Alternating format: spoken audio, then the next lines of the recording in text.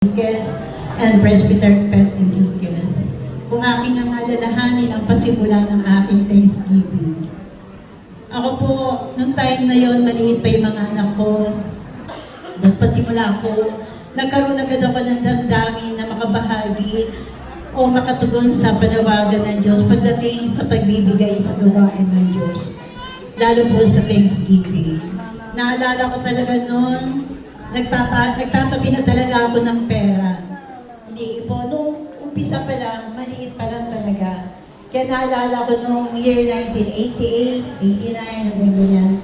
Siyempre ang Thanksgiving, hindi pa ganun kalaki. Pero nagsikap na ako, nagnasa na ako na makabahagi, makatugon, at makabahagi sa pagpapasalamat sa Panginoon. Kaya nagpasimula sa maliit.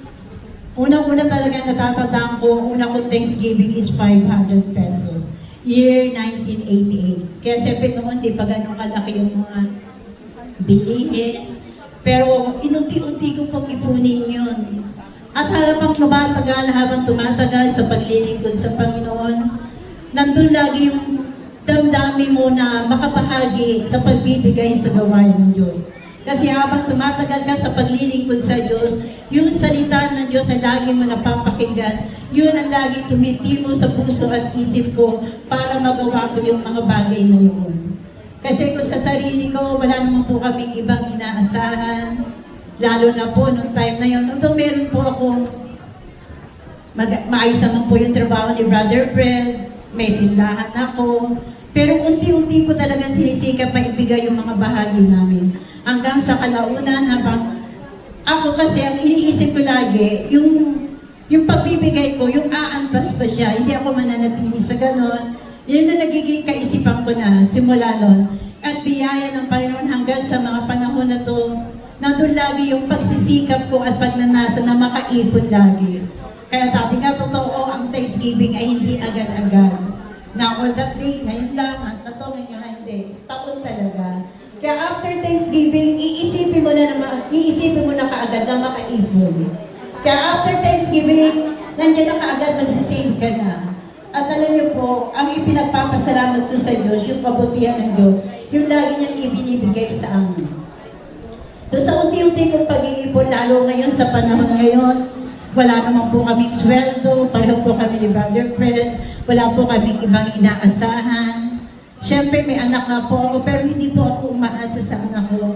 Kung ano po ibigay sa akin, okay lang. Kasi siyempre, hindi porque meron sila, hihingi at hihingi ako, hindi po. Kung ano po ibibigay ng anak ko, okay ako yun. Kasi kumbaga siya sumasagot sa mga bills namin. Pero biyaya ng Panginoon, hanggang doon lang. Hindi na ako hihingi ng ulo pa. Pero doon sa maliit na natatanggap namin, doon sinisikap kong makapag-save na kagad. At doon sa pension namin, lalo na po ako, hindi ko na talaga kinukuha yan. Hindi ko na binabawasan yan, naka-intact na talaga yan dyan. Yun, sa ganung bagay, talaga sinisikap mo yung pagnanasa mo makapagbigay ng pagpapasalamat sa Panginoon. Bakit? Kasi bakit? Dati ang buhay namin, kung titignan ko, baga, ano lang, pero ang pagpapasalamat ko, inaayos ng Diyos ang buhay namin.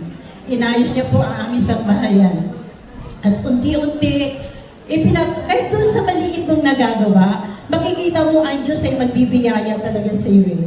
Binigyan kami ng maayos na sasakyan, at hindi lang po basta-basta sasakyan lang. Talagang brand new pa talaga. Kaya nang ibinigay ng anak ko yan last year, sabi niya, kasi binibigyan naman talaga kami ng sasakyan yung mga ginagamit nila. Pang after ilang year lang, ibibigay na sa amin. Pero itong last year talaga, binigyan niya talaga sa amin brand new at pangalan pa talaga ng kapatid ko. Kaya sabi ko, biyaya ng Diyos nung kinuha namin yun. Alam niyo, wala akong nasabi sa Panginoon, salamat Panginoon. Kasi bakit? Yung biyaya, na doon sa maliit na nagagawa mo, ang Diyos na nagpapala. Kaya sabi ko, salamat. Then other year naman, ibinigay naman yung isang sasakyan sa amin. At alam niyo po yung sasakyan na yan, siguro nakita na Diyos yung damdamin namin, yung pagsisikap namin sa bawat paghahayo namin, sa bawat paggawa namin ng kalooban ng Diyos. Nakita siguro ng Diyos. Binigyan uli kami ng isang sasakyan na maliit na hindi na kailangan ng gasolina. Biyaya ng Panginoon. Kaya yung sasakyan na maliit na yan, nagagamit po talaga yan sa bawat paghayo namin. Malayo po yung nahayuan namin, nakakarating kami ng San Jose del Monte. Kasi ang kawad ko po, magkakalayo-layo po yan. Kaya biyaya na Diyos, nagagamit namin yung maliit na sasakyan yan. Siguro nakita ng Diyos yung aming pagsisikap. Kasi dati po talagang biyaya lang po ng Panginoon na matagal-tagal na rin ako naging kawad leader. Nakita siguro ng Panginoon yung paglalakad namin, pagsisikap namin, sa bawat paghayo namin. Kaya biniyayaan kami ng maayos sa sasakyan. Kaya yan sasakyan na yan, napakalaking biyaya ng Diyos. Bakit ka mo? Pag ikaw talaga nagnanasang magawa yung kalooban ng Diyos, tutulungan ka talaga ng Diyos eh. Doon sa maliit naming Thanksgiving, unti-unti pinapalaki ng Panginoon. Unti-unting pinapa-antas ng Panginoon. Kasi talaga yung damdamin ko. Lagi ang goal ko, Panginoon, kung ako naabot ko ito ngayon, susunod dadagdagal mo. Kaya nga ngayon, sa totoo lang, yung perang tinatago ko, hindi rin talaga alam ng mga kasama ko. Hindi ko ginagalaw. Kasi bakit? Para sa Panginoon yan eh. Hindi ko ginagalaw. Kahit wala kami. Sabi ko, hindi ko gagalawin yan. Kasi para sa bakit? Marami ako ipagpapasalamat sa Diyos eh. Alam niyo po yung buhay at nakasabigay sa iyo. Ipagpapasalamat sa Panginoon yan eh. Kasi bakit? Naalala ko ng mga nagsimaan last year. Hindi niya sinabi sa amin, ayaw niya sabihin. Alam niyo po, nag-50-50 simaan. Nalabas na siya, nandun na sa recovery room. Nagkwento na lang naman sa amin po. Pero masabi niya, hindi niya naramdaman niya daw, parang basa yung kanyang likuran. Yung palang puro dugo na palayo. Naramdaman niya, kaya tumadugdag siya sa nurse. Nung makita ng nurse na gano'n ang kalagayan niya, nataranta na pati yung mga doktor. Sabi ng doktor doon sa kanya, sabi daw ng mga doktor, mga kapdalawang doktor kasi tsaka yung mga nurse nandun daw sa paligid niya. Huwag daw magpapali. Kaya siya naman, siyempre cesarean, pinupus daw yung kanyang dito niya. Siyempre, masakit daw bagong CS nga. Pero sabi daw ng doktor, wag, tiisin mo kasi pag hindi mo tiniis yan, mamamatay ka. Yun ang sabi sa kanya ng doktor. Kasi nag-bleeding na siya. Kasi tumaas yung BP niya. Kaya doon nung malaman ko yun, alam niyo po, nagpasalamat ako sa Panginoon na ang Diyos nag-iingat ang buhay. Kaya sabi ko, Panginoon, salamat. Kasi doon sa maliit namin gawa, ikaw ang tumutulong sa amin. Kaya sabi ko, kaya paano hindi ka magpapasalamat sa Panginoon? Paano hindi mo bibigay yung para sa Panginoon? Bagamat yung aking Thanksgiving ay hindi naman sabihin natin million. Pero yung damdamin mo makatulong at makabahagi sa pagbibigay sa gawain nito. Pero ay Diyos tumutulong. Kaya sabi ko, Panginoon, salamat. Ikaw ang patuloy na gumagabay sa amin. At nakita ko naman, hindi kami pinababayaan ng Diyos. Nakita ko naman na ang Diyos ay laging nariyan. Sinasamahan kaya kami ni Brother Fred sa bawat paghahayo namin. Kahit minsan mahirap, pero nakita mo ang Diyos kasama namin. Kaya nga kahapon, ang pinuntahan namin yung mga bagong bautismo.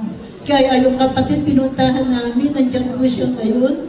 Bagong bautismo, sabi ko sa kanya, brother, pag ikaw nagtatapat sa paglilingkod sa Diyos, hindi ka pababayad. Kaya kanina, awitan pa lang, nakikita ko umiiyak na siya. Kasi nakita ko yung damdamin niya na gusto niya lumapit sa Diyos. Kaya sabi ko, paano na lang hindi ka ahayo? Paano na lang hindi ka manangal? Kung may maganyang tao na nangangailangang paglapit sa Diyos. Kaya sabi ko, Panginoon, salamat. Sapagkat ikaw ang humihipo sa puso ng mga tao. Kaya biyaya ng Diyos, kasama niya pa yung anak niya. Kaya sabi ko, Panginoon, paano kami hindi magpapasalamat? Kaya sa umaga nito, nagagalak ako at magpapasalamat sapagkat ang salita ng Diyos ay laging nariyan. Salamat, Presbyter Vicky, na lagi mo kami pinapaalalahanan. Kasi yung mga lingkod ng Diyos ay laging nagpapaalala sa atin para makagawa tayo para sa Panginoon. Kasi kung wala sila, hindi naman tayo makakapanatili. Bakit? Tayo maraming kahinaan, maraming mga pagkukulang. Pero ang Diyos ay laging nariyan na laging gumagabay sa atin. Kaya sa umaga nga ito, nagpapasalamat ako sa Diyos. Sapagkat magamat talaga yung Thanksgiving ko, hindi pa, kundi pa. Pero alam ko, Diyos po ang magpupuno, Diyos po ang maglalaan. At alam ko, ang Diyos ang patuloy na gagawin. Kaya papurihan nawa ang Diyos ang kaluwalhati, patuloy mapakulan ng Diyos ang aming mga gawa. Purihin ako.